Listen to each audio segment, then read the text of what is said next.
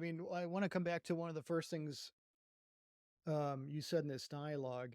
You said you read a bit of my book, and it kind of struck you at a point in your career where you felt like it was a good fit for that. You kind of wondering where your fulfillment lies. And I'll say this: I've had dialogues with folks who are more in their dotage, like I am, and I've had conversations with folks who are mid-career and I'm not.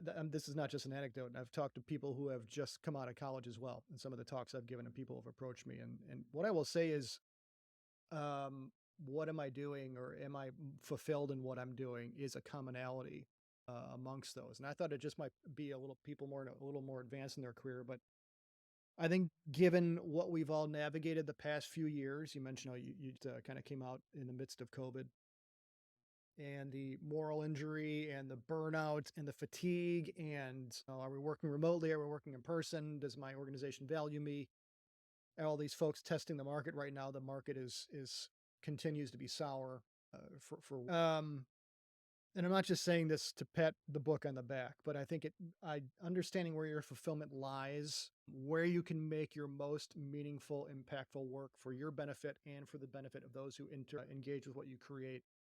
Now's the time to do that.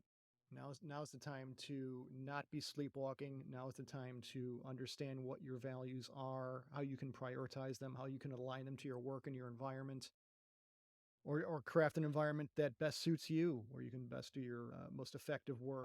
There's no time like the present.